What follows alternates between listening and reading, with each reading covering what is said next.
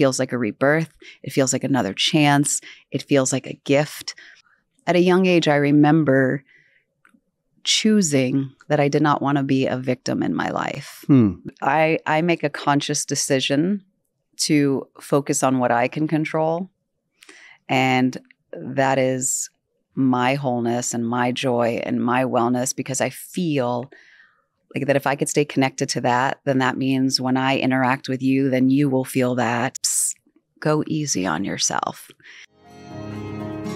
Welcome to Kanhacast, a series of conversations with residents and visitors to Kanha Shanti Vanam, the International Heartfulness Center near Hyderabad, Telangana, India.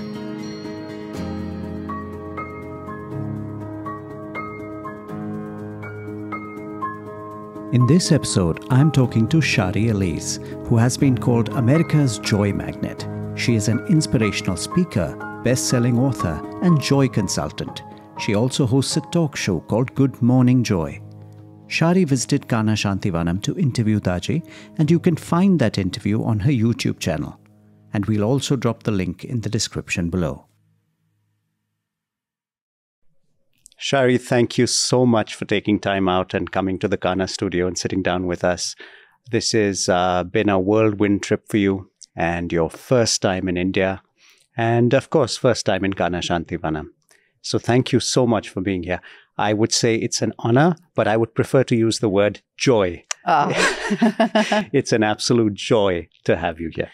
Thank you so much. I'm honored to be here just in Kanha. I'm honored to be here in this space. And because we're using joy, I also feel so much joy. So thank you.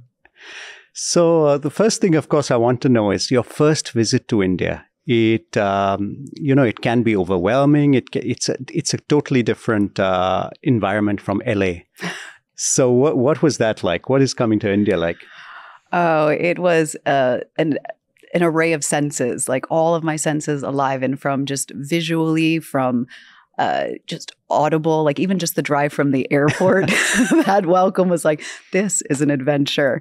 But to be honest, like all I keep saying, because my family back home, is checking in and friends, and I just say, it's everything that I would have expected when it comes to people, to you, just to heart-based love. Like that has been, and I was just sharing that's what I'm going to leave with. So India to me already, or Kanha specifically, is just leaving that place. I'm like a heart print. Wow. And I saw some BTS videos that you had been posting before coming to India, and you're walking in this beautiful forest with no people around. I'm always talking to myself. Yeah. But you've had people around you all the time here. Mm-hmm. How has that been? I mean, that must be a thing to adjust to, huh? Absolutely. I was telling my partner, I said, at home, back in LA, it's just really us. And then we go out, to eat into the restaurants. And I was like, but here I'm around people all the time and busy from morning to night. I'm like, I didn't even know I had this much energy in me, because I'm usually asleep by 8 and everyone here is first getting started. It feels like just, so it's been a lot, but my heart feels full. That's all I can keep saying. And you've also tried out heartfulness meditation while you've been here. You've been given a few sessions, I think, by Dashwinder. So how was that meditation experience for you?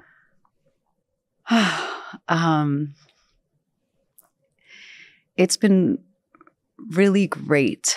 And that's such an understatement, that word. I don't know another word right now, but to spend time in connection with my heart, because I thought that I was in my everyday life. I start every morning from the moment when I first open my eyes before I do anything. Even if I want to pick up my phone, I start every day with my hands on my heart and I say thank you. And that for me was heart connection. And since I've been here, I realized how little connection that was. It was what I needed at the time. And now I've always had trouble with meditation. I'm very good with guided meditations and my morning walks. My hikes are my form of meditation. Sure. But to sit in complete stillness and silence, the mind, of course, wants to go. So experiencing the focusing on the heart has been it's been like a welcome home. And so I've watched the journey of the mind going from the first day to today's meditation with Daji, and how my body did not move the entire time. And I'm very restless in normal life. I got a lot of energy that moves through me. But I didn't move until something landed on me, and I went like that. And I was just in stillness. And so it's been beautiful, and I'm looking forward to staying connected with this. Lovely, lovely. And the campus that you're at, Kanha Shanti Vanam, it's something that's built around meditation, and it's a spiritual search, and inviting everybody in, not just heartfulness, but anybody who on any sort of spiritual journey is welcome to come and practice here.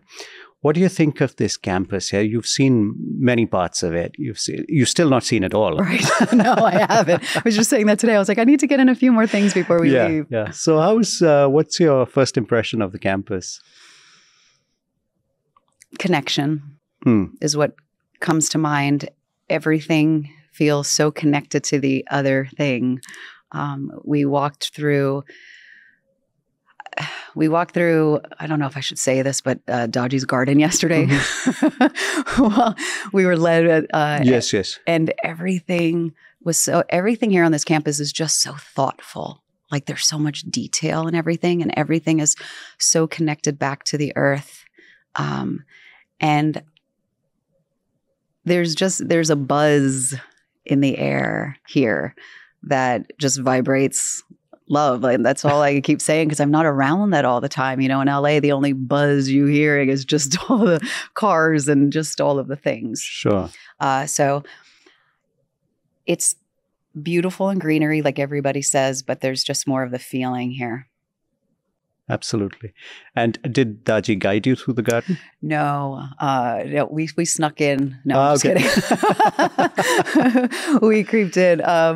The gentleman that runs the microgreens and the school and the sure, of course. Yes, he took us through there on a private tour, and we got to have a cucumber. Oh, wonderful! And strawberries, and it was so amazing to see where the vision and the ideas come from, and the experiments there to then how they work their way out here.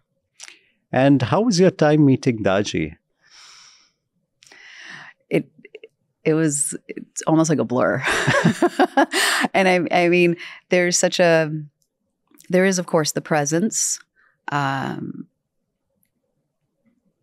It feels like, because I've been sitting with this and I feel like I haven't even fully felt it yet. I think when I leave here, it'll all settle in. But as I sat there, I was so just mesmerized in that moment that I almost felt like I was out of body and not even speaking as myself. Like there was something else that was coming through, but it was, I felt joy. I felt honor. I felt grateful. It was nice to be on the receiving end in person of his wisdom. And it was a fun ride to just see where we were going to go. Absolutely. And it was something that you'd been looking forward to from the BTS videos I've been seeing. Oh, absolutely. The trip to India, meeting Daji was one of the things you were really looking forward to. Yeah, just arriving at his house and just, knowing that he was going to have this conversation with me and sitting across from him. And just even, to be honest, the conversation that we had before we were rolling, just talking about, New York and the pharmacy, like that, to me, just those moments and seeing the smile, getting that with him felt very special. And I feel very honored. But you're someone who's hosted so many conversations. I mean, you have that wonderful show, Good Morning Joy, where you have guests over all the time. So was anything different this time around? Yeah, I was in India. And you were in Indian clothes. Yes. It was definitely different because I was surrounded by, it seems so overused now, but love and heart. And it's very different than I try to create that in, in my studio with my guests. And I feel very grateful that when people leave there, they say, I felt so good. And I felt so much joy. And so I create a different kind of space. And so it was nice to be here in this space where it feels like it was created by everybody, not just, me there, but it was everyone involved. And so, it was very different because, of course, we're on location, but just the energy all around. Mm-hmm. Mm-hmm. So this Good Morning Joy show, it's all about the positive side of things, positive stories. And is there something that has led you to this from your childhood? Is this where you were meant to be? Do you ever look back and think that someplace where it started? Oh, every day. Yes. Because I did. I had a troublesome childhood. Traumatic experiences happened to me as a child. And it has been a journey at a young age, I remember choosing that I did not want to be a victim in my life, that I wanted to be the one in control of it. And for me, that control meant making choices that fed my mind well and being positive and being optimistic and being hopeful.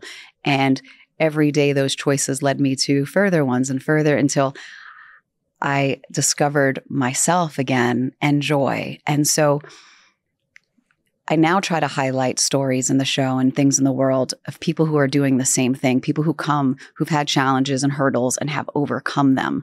And because I know that I have seen the dark side and I've seen the light side, and I choose to put the highlight and the spotlight on the light, that's what I want to do with my show. I want to show people that there are great people in the world and there are things that you can get through and there's beautiful things that are happening around the world.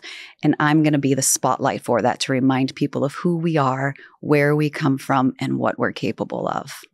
Yeah, because it's very easy to be cynical in today's world and, to be overwhelmed by the negativity around us. But that's something really amazing that you could get yourself to do that. And was it at a certain age? How did it happen? Was there a catalyst for this attitude, or was it something always there within you? I think that it's always in there, but it took time to water it and really be able to walk in it, to really let it grow and blossom.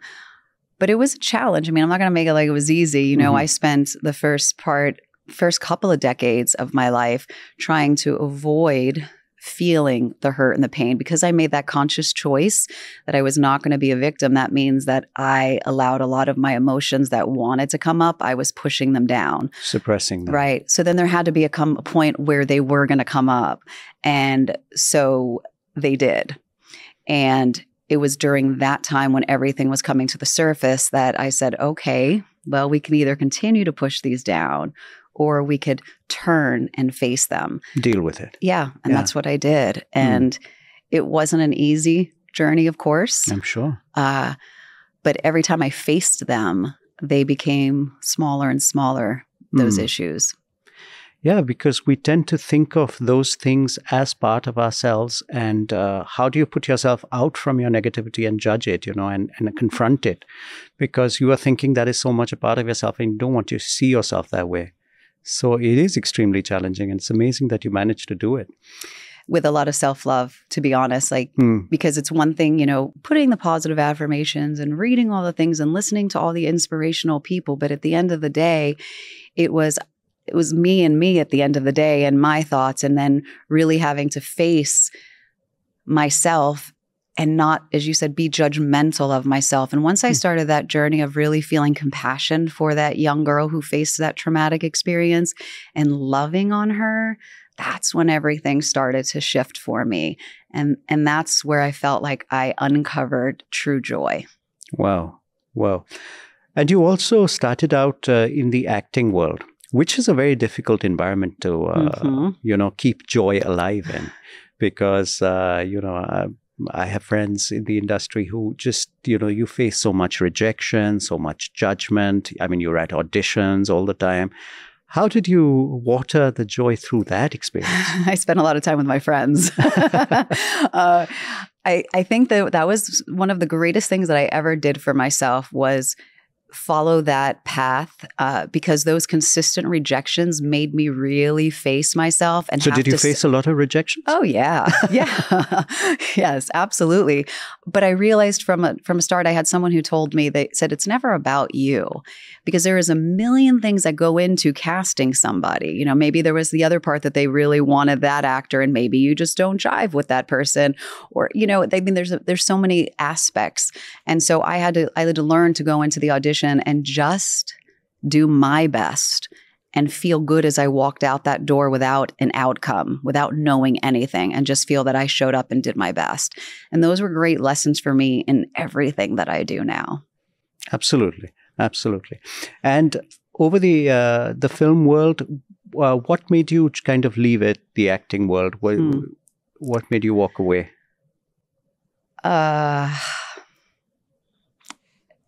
Because during that time that I was acting was during the time that all of those emotions were coming up. Okay. And as I started what I call my healing journey, my spiritual journey, what I started discovering was me and who I was. And I was so inspired by what I was finding and the love that I was finding that I no longer wanted to spend my time playing somebody else as an actor. I wanted to be more me in my life. And so I combined the worlds, my love of stage, my love of television, my love of film, but I decided to start speaking and sharing my journey and my healing. And so that's where the motivational, inspirational speaker was born. Wow. And where that journey took me. And then television, and then the hosting now, being able to share all of this wisdom of other people, my own wisdom. So yeah, that's how I merged out of the acting world.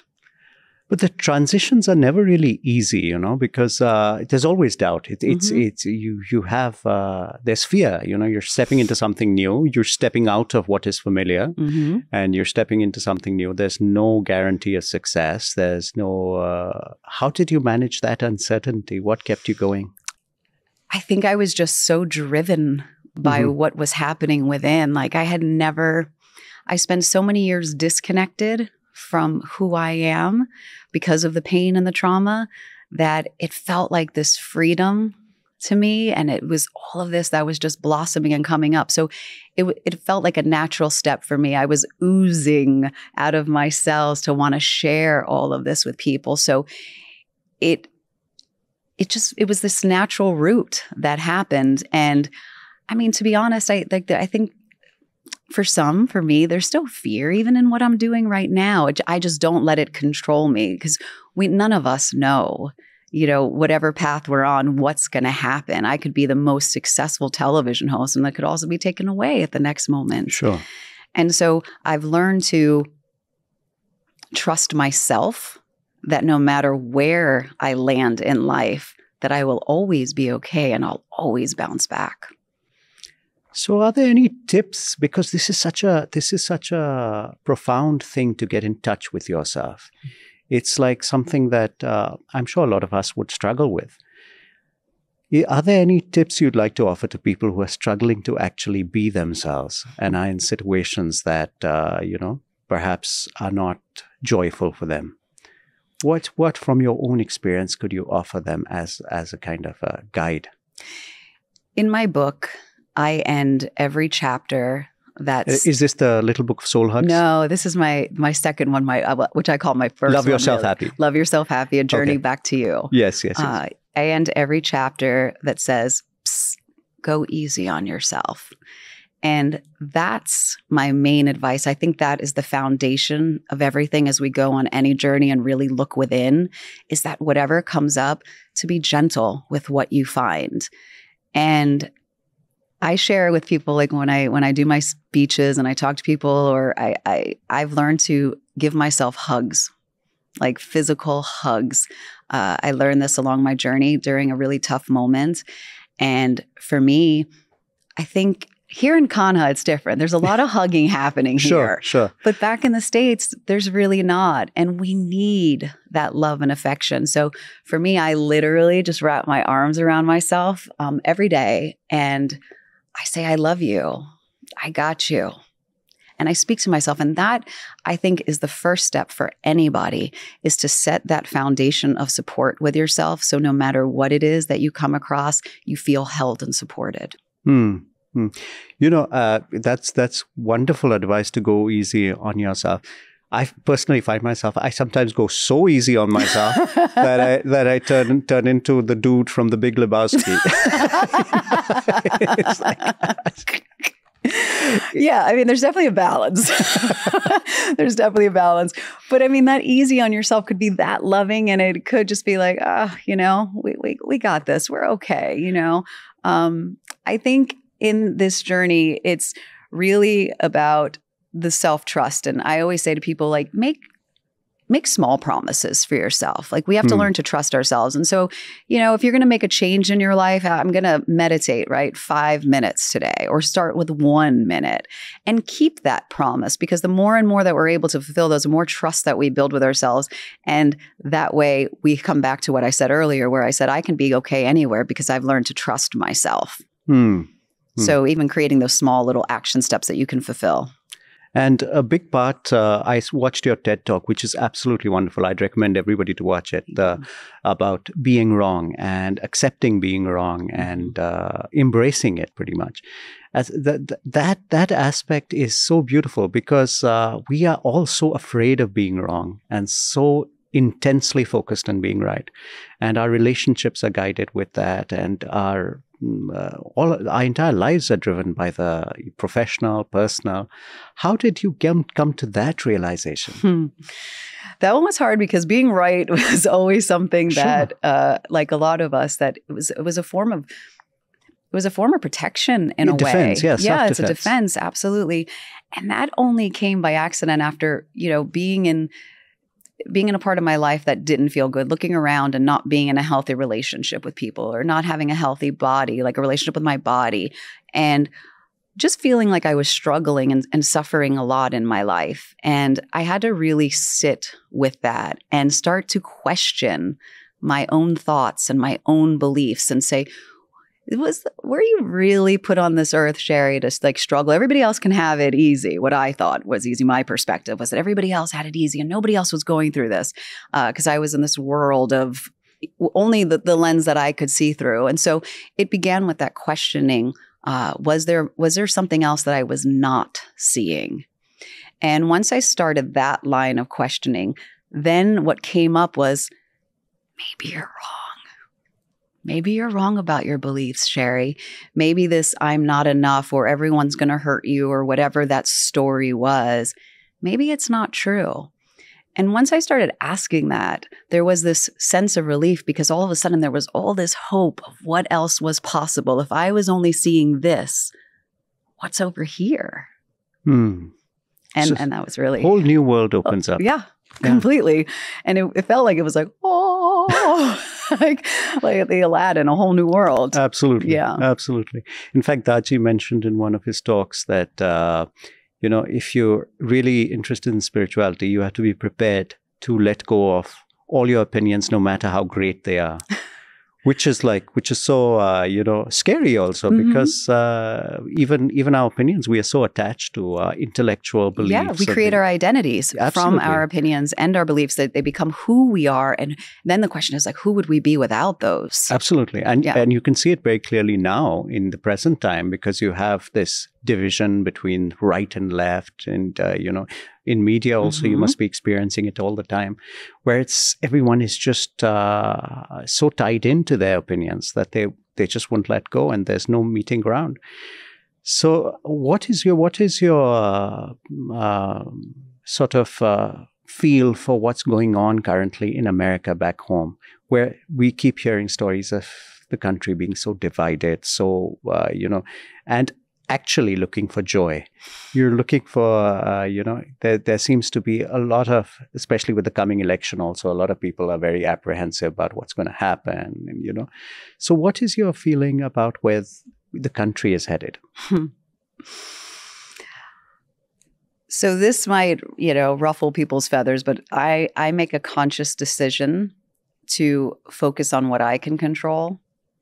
And that is my wholeness and my joy and my wellness, because I feel like that if I could stay connected to that, then that means when I interact with you, then you will feel that, and then you will spread that. And so I don't spend a lot of time attached to the news cycle because I did a lot of that during the coronavirus and the pandemic, and I watched my own mental health deteriorate.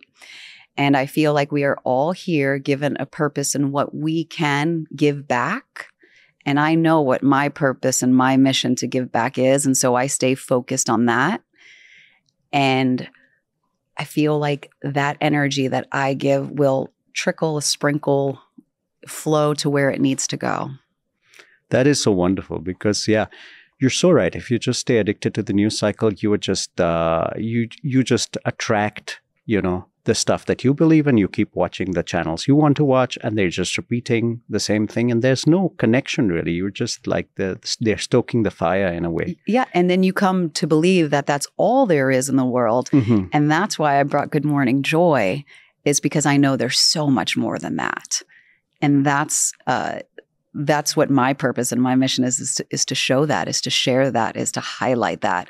And so even during the election that's going to be coming up, I'm working on a docuseries that's going to take me around the country so I could spread joy during that time. Wow. So to be able to take people that are right here at the election and go, hey, look over here. Look at the joy. Look at what's happening over here.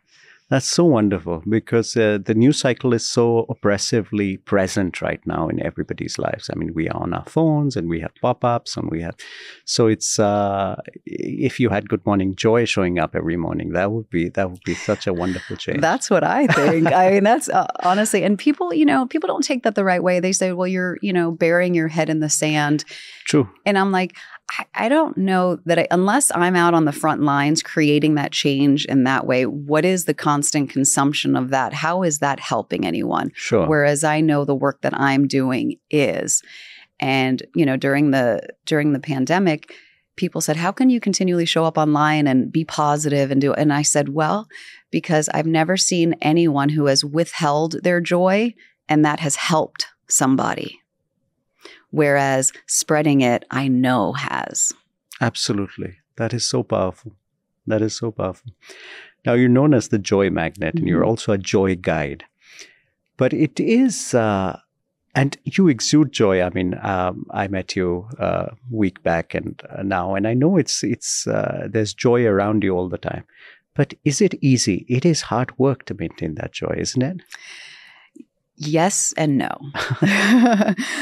It is easy because it's who we are. It's not easy because we forget that it's who we are, and we allow everything else to come into that. So I love that I've been dubbed America's Joy Magnet because it is a constant reminder for me of who I am. And so to connect back to that place each day. So it's a blessing. And of course, there's pressure because people are like, I'm meeting America's Joy Magnet. And I feel like I have to show up juggling or something. Like,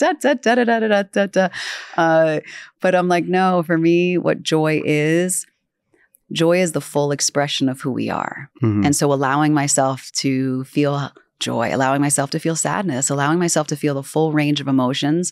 Because when we do that, then I'm really connected to my truth. And there's joy in that truth. Wow. Well, a lot of us have trouble because we want to please people. Mm-hmm. We're not being joyful to be joyful in ourselves. We want to please whoever's with us. And even when we know that perhaps they're not headed in the right direction, we don't want to take a step, and because there's this pressure to just please people, just have people. How do you manage that? Sometimes you also need to step in and say, listen, you can't be joyful around somebody who's doing something negative to another person. Right. You can't overlook that. Well, I'm human. And so I still, even while I've been here in Kanha, I'm noticing my own, I have awareness around some of my own tendencies of people pleasing and doing certain things that have arisen even being here. And so it's we're constant evolving and works in progress. And so I feel like when I see other people, I see myself. And so it's just this extension of patience as much as humanly possible, and kindness and understanding, and just allowing whatever shows up to show up. It's and the acceptance of it. And I feel like that's where I'm at in my own personal journey, is accepting what is arising and not judging it. Because I thought before I came here, there were certain things that I had, I don't want to say moved past, but have dealt with. And there's things that are coming up while I'm here. And I'm like, oh, we're still here. We're still here. Okay. And years ago, I would have been like, why haven't you learned this yet? You were supposed to learn this, and all of those thoughts and admonishments. And now it's like, okay, all right, let's face this. I don't know if that answered your question, but that's where we went. No, it's really nice the way you, just accept what is coming up. That is something that if we can learn, that's would. I think the biggest challenge we have in life is not other people, and it's not even the circumstances. It's ourselves. It's the judgment we place on it. It's the stories we tell. And I tell people that my entire life has changed, not because the circumstances have changed, but because I've changed how I see those circumstances. And so it's all about perspective. Absolutely. And I always made things the most challenging for myself. And so why would I continue to do that? And acceptance feels like the path. Absolutely. Absolutely. So after acting, the moving to the TV anchor was kind of a natural fit. But you also got into writing. How did that come about? Your 2 books. I've looked back at my writing journey, and I used to write in grade school and primary school all the time. I was always writing creative stories and ghost stories and entering writing competitions. Ghost stories were always, as kids, we all, I think Stephen King did that to us. Yes, I think so too. And I didn't remember. My mom had to remind me. She was like, do you remember when you would write those ghost stories? And you would always, I'm like, oh my God, I did do that. So it was always, I think, a natural part of me, but the actress always won out over that writer. And it wasn't until, during my healing journey, I was writing a lot just online, blogs, and sharing whatever came. And when I don't stand in my own way, the words flow and it feels like poetry. Like I hear words and music, like in notes. And so even when I write, like if it doesn't have the right musical sound. So there's always been this part that I didn't even know really existed. But the books came specifically Love Yourself Happy after this big heartbreak, which, crazy. Someone goes through a heartbreak. I took the Eat, Pray, Love journey. I took off to Italy for the summer by myself. And I was determined to write a book about this journey that I was on. And that journey really was, I thought, it was going to be a specific one, and it was a reconnection back to myself, finding myself. And I couldn't help but not write about that. And that's how the Little Book of Soul Hugs came about. No, that was how Love Yourself Happy. Oh, Little Book of Soul Hugs was like this side thing. I was online, I was on Facebook and MySpace back in the day, and I was always writing inspirational quotes and always just sharing stuff that I was learning. And someone said, you should have a book of your quotes. And I was like, okay. And this was before I knew about Amazon. It was like some other kind of self-publishing. And so I just called it. It felt like people said when they would read my words that it felt like a hug. And so I was like, oh, it's like a soul hug. So I collected all of my quotes and I put it in that book, The Little Book of Soul Hugs. Whereas Love Yourself Journey is a memoir and practical guide. So you've been on this amazing journey from actress to writer, TV anchor, joy guide, and you've met such amazing people. And have there been people who've been particularly important as guides? You are the joy guide yourself, but what about people who've been important as guides to you? Without a doubt, Oprah Winfrey. And not for, I think, the obvious reasons, but because, I'm in television, she's in television. That was definitely an inspiration. But for me, it was because at 7 years old, having experienced abuse, and that was in the 1980s, and there wasn't open talk about it. Nobody spoke about it. Nobody spoke about it. And that happened at 7. And then 5 years later, I was 12 years old and I was sitting cross-legged on the floor watching the Oprah Winfrey show on TV. And it was the first time that she spoke openly about her abuse. And so it was the first time for me as a young girl that I heard anybody else share what I had gone through. And for the first time, I felt not only that I wasn't alone, but that there wasn't anything wrong with me. And that's something like that happened to a young girl, that they could take that path and they could be that successful. And she was inspiring me in that moment. And for me, I remember thinking, I want to do that for others. Wow. Wow. And so she's always been a guiding light in that way for me. Wow. Yeah, that's really amazing. Yeah. And I'm sure she's done that for so many people, just by coming out with the stuff that she was never spoken about earlier. And absolutely. She's opened doors for people to step through. And have there been others who along the way have been inspirational for you? Elizabeth Gilbert. Of course. Eat, Pray, Love. Yes, but that gave me permission. So her as a writer, but my mom, my mom was a single mom, and she faced so many challenges emotionally and mentally. And yet she showed up for my sister and I, always supporting us, no matter what personal stuff she was going through. And it was not an easy childhood. It was not an easy life, a bitter divorce, all of that. But I never not felt loved.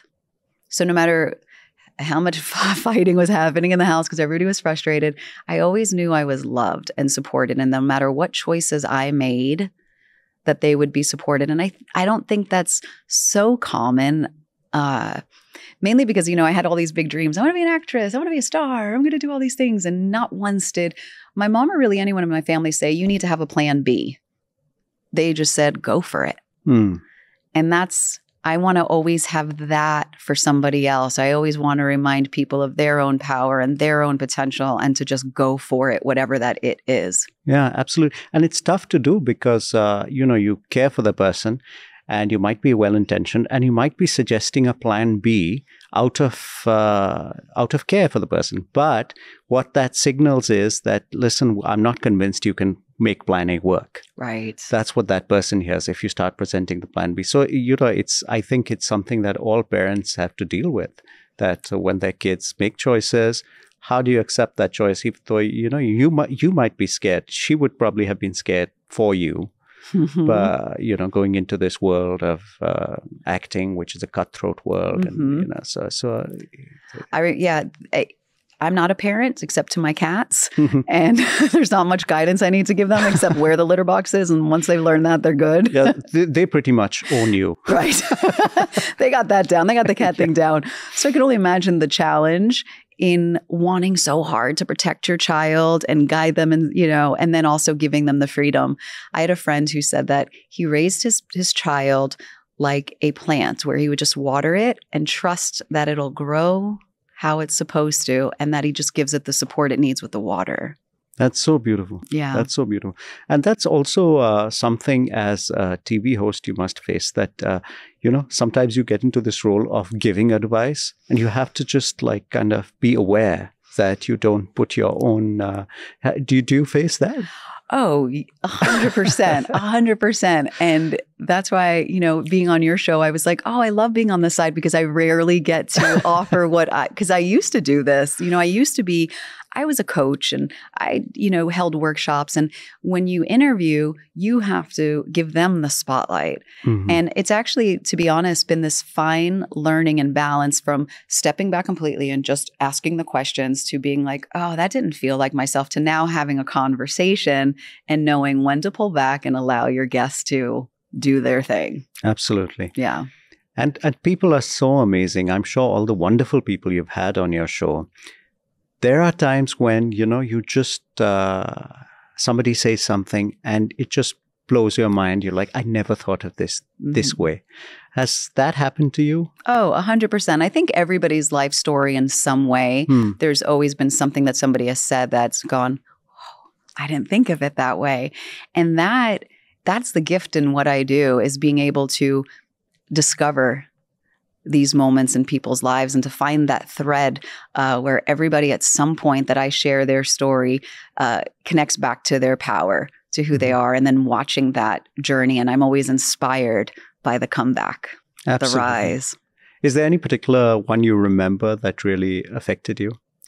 Yeah, there's this woman who suffered a cardiac arrest for 45 minutes. So she flatlined for 45 minutes. Wow. And she shared about one of the nurses who, when they were trying to revive her, the doctor had called time and said, that's it. And the nurse was like, no, another one. And they gave one more, and she squeezed her hand. Wow.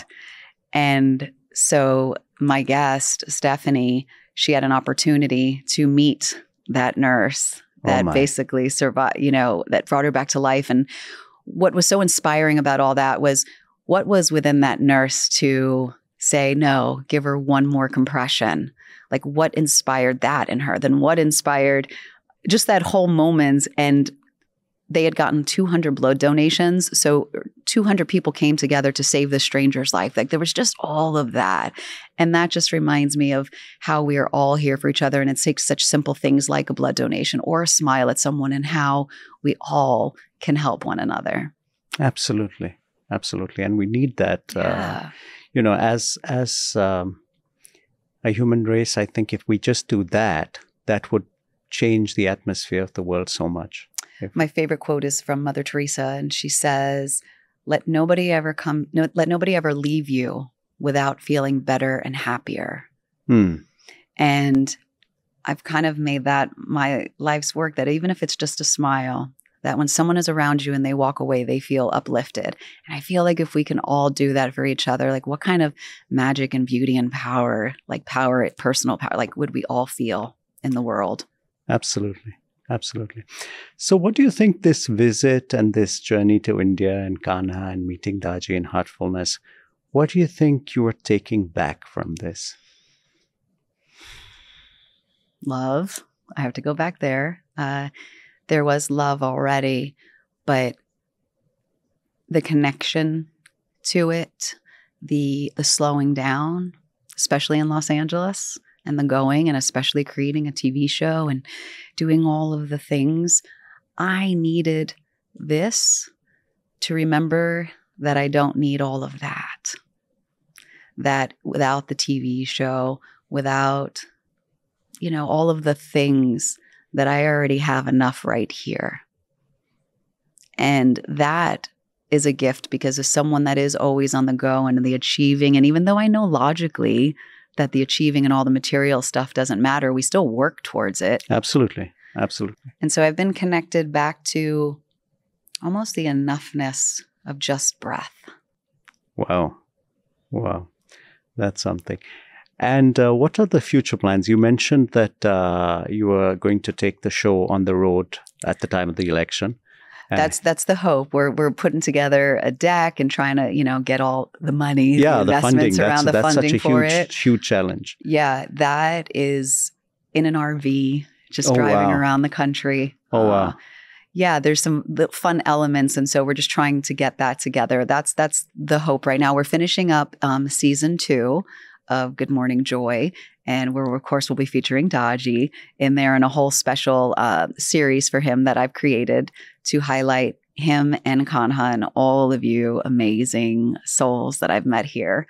In the show. And I'm so open to what is next or what is here that I don't know much more beyond that. Except this, I'll say, I've been saying for 2 years now, probably a little, that I wanted to go, that I knew that there was a deeper meditation, that there was deeper to go, that it was that longing, that to know more, to feel more. And this has been the beginning of that journey. So I'm excited to see where that one goes. Absolutely. Absolutely. And we're excited to follow you and your show and, whatever comes next. You also mentioned, I was reading your website, and you mentioned that you've always been, in nature. You've always had this connection with nature. So did that also start early in life for you? Interestingly, I never thought that it did because I was never conscious about it. It wasn't until I moved to Los Angeles back in 99 that my friend said, let's go for a hike.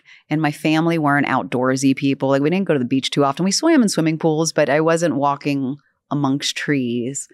And I went on my first hike, and 22 years later, I haven't stopped hiking because that morning time alone with the trees watching the sunrise, I wake up every day for the sunrise. I greet the sunrise. I've taken a photo every day for years of the sunrise. It feels like a rebirth. It feels like another chance. It feels like a gift. And I love to start my day that way. When I've looked back at my childhood, I'm like, where did this come from? And I do remember always looking up at the trees. I just didn't remember that I had that. So it was I grew up in Miami, and there was a lot of trees there, and the kids all used to play on them, and I used to look at them. And now I speak to them, and they feel like old friends. There was one that was knocked down recently from a storm, and I was next to it. I said, if anyone saw me right now, they would think I'm insane. But I was next to it. I was like, I'm so sorry. And then I was like, thank you for your life. I know you all understand that here, but where I was raised and that wasn't, a normal thing. But I feel them so strongly. Absolutely. Absolutely. So it's almost like a recharge that you get every morning. It's like a little dose of to keep the joy going. Absolutely. And when I don't do it, I feel very disconnected. I don't feel grounded when I don't have that time. It's the 1 hour out of the day that I get to center, recharge, set intentions for the day, and honestly just breathe. Absolutely. I mean, there's also something as a talk show host, and Oprah Winfrey is a great example of this. You could, being in the limelight, you could make it all about yourself, but she doesn't. She gives the limelight to other people. And do you find that also sometimes you find that, you stepping back? Is there any technique you follow? Is there something that we don't get too invasive? We don't get too into the, into ourselves in the show? You mean as a host, not being too self-involved? Yes. Oh, yeah, absolutely. And also handling success, because when people say good things about the show and say, you get complacent and you... I don't think I'll ever get complacent. I think that because there's always something new to discover. And I'm one of these people that I'm curious about lots of things. And so for me, the easy part is to just, when I'm sitting across from someone, is to just fully be there and present and listen and be curious. And that naturally brings out the best in people, because people then feel seen and they feel heard and they feel valued and they feel like you trust. You just create this beautiful space, and there's so much magic that happens in that. And I'm one of these people that overthinks things. I'm a big thinker, which is no surprise why I was having trouble with meditation. And so as I always lead up to the shows, I'm in my head. But then as soon as I sit in the chair or on the couch across from someone, all of that goes away. And there's just this exchange of energy, and there's just beauty that unfolds there. So do you do a lot of prep for your show? I mean, is it a lot of research? Yeah, I absolutely research my guests. I do. I read about them. I'm also someone who feels energy very easily. And so I could just read one thing that you've written or that's on your website, and I know who you are. Like, wow. Yeah, because I get a feeling. I don't always remember all the facts and details, but I can get a sense of who you are. I can see you. And it's interesting because people say, you always say what I need, or this. And I've only discovered this later in life, a gift is that I can read a room and read people very easily and know how to engage and interact. And I think, and see everybody in their own light. Wow.